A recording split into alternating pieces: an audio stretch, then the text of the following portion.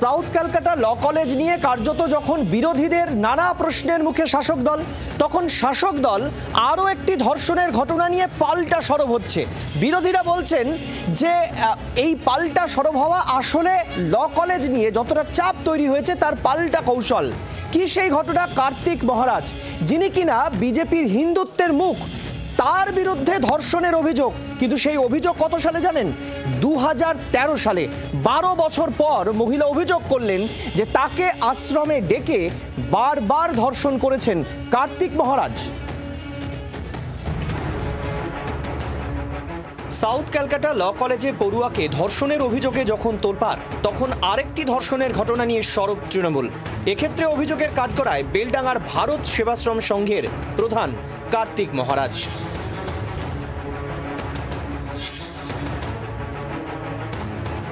তবে বিষয়টি নিয়ে রীতিমতো সরব তৃণমূল। বিরোধী দলনেতার সঙ্গে অভিযুক্ত কার্তিক মহারাজের ছবি পোস্ট করে নিন্দা জানানো হয়েছে তৃণমূলের অফিসিয়াল সোশ্যাল মিডিয়া পেজে। বিজেপির প্রশ্রয়ে কার্তিক মহারাজের নোংরা কার্যকলাপ সরাসরি বিজেপির রাজ্য সভাপতির নাম করে তোপ কুণাল ঘোষের। কার্তিক মহারাজের বিরুদ্ধে যে ভদ্রমহিলা বয়ান দিয়েছেন, আইনি প্রসেস শুরু হয়েছে, তারপরে লজ্জা করছে না সুকান্ত মজুমদারের কথা বলতে? কোথায় থাকেন যখন উন্নাও, হাথরাস, প্রয়াগরাজ, বিলকিস, উড়িষ্যা, মণিপুর, ত্রিপুরা ঘটনা ঘটতে থাকে? কার্তিক মহারাজ এইগুলো করতে সাহস পেয়েছে এই সুকান্ত বাবুদের পার্টির মদতে। বাংলায় হিন্দু রক্ষার মুখ বলে প্রতিহিংসা নয় তো? পাল্টা প্রশ্ন তুললেন বিজেপির রাজ্য সভাপতি সুকান্ত মজুমদার। আদপেও কি অভিযোগ কতটা সত্য, কতটা কবেকার ঘটনা, আগে কেন আসেনি বিষয়গুলো সামনে, এই সমস্ত বিষয় নিয়ে তদন্ত হোক, সঠিকভাবে তদন্ত হোক। কিন্তু এরকম যেন না হয় যে কেউ হিন্দুদের পক্ষে কথা বলার জন্য তাকে যেন তেন প্রকারে তাকে বিপদে ফেলতে হবে। কি অভিযোগ কার্তিক মহারাজের বিরুদ্ধে? নির্যাতিতার দাবি 2013 সালে তিনি সন্ন্যাসীর আশ্রমে যোগ দিয়েছিলেন। স্কুলে চাকরি দেওয়ার নাম করে তাকে একাধিকবার ধর্ষণ করা হয়। কখনো মহারাজ তার ঘরে আসতেন, কখনো তাকে ডেকে পাঠাতেন। অভিযোগ, এরপরই সন্তান সম্ভবা হয়ে পড়েন নির্যাতিতা। 2013 সালে এই ঘটনা ঘটেছে বলে অভিযোগ। প্রায় 12 বছর পর বৃহস্পতিবার ভিন রাজ্যের একটি গাড়িতে করে এসে নবগ্রাম থানায় অভিযোগ দায়ের করেন ওই মহিলা। এত দেরিতে কেন অভিযোগ? প্রশ্ন তুলেছেন তৃণমূলেরই বিধায়ক হুমায়ুন কবির। উনি এই ধরনের কাজে যুক্ত বা এই ধরনের একটা ঘটনা এতদিন ধরে চেপে রেখেছেন, এটাও একটা ক্রিমিনাল অফেন্স বলে আমি মনে করি।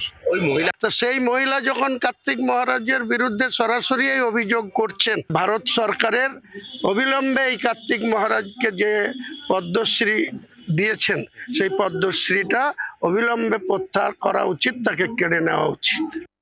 কার্তিক মহারাজকে রেপ কেস দেওয়া হবে।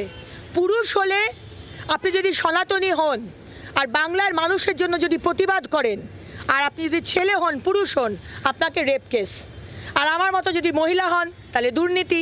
এ তো জানাই আছে। এখানে অনুব্রত মণ্ডলের পানিশমেন্ট হয় না। লোকসভার আগে বেলডাঙ্গায় সাম্প্রদায়িক হিংসা ও পরে শক্তিপুরে অশান্তির নেপথ্যে কার্তিক মহারাজকে কাঠগড়ায় দাঁড় করিয়েছিলেন স্বয়ং মুখ্যমন্ত্রী। তৃণমূলের দাবি, কার্তিক মহারাজ সন্ন্যাসীর বেশে বিজেপি, যিনি সদ্য ভারত সরকারের তরফে পদ্মশ্রী সম্মান পেয়েছেন। যার বিরুদ্ধে অভিযোগ, তিনি বলছেন মানুষ বিচার করবে। এই ব্যাপারে কোনো বক্তব্য নেই, এটা আমার আইনি বিভাগ আছে। আমরা কোনো সন্ন্যাসী যেখানে হচ্ছে ঘটনা, তাই মহিলাদের আশ্রম, সেখানে কোনো রাত্রি নিবাসের কোনো প্রশ্নই নেই। মানুষ সেটা বিচার করবে। রাজনৈতিক মহলের মতে বিজেপির হিন্দুত্বের প্রথম সারির মুখ এই কার্তিক মহারাজ। সে কারণে কি টার্গেট করা হচ্ছে তাকে, নাকি আইন কলেজে পড়ুয়া ধর্ষণের অভিযোগের পাল্টা ইস্যু তৈরির চেষ্টা করছে শাসক? প্রশ্ন রাজনৈতিক মহলের একাংশের।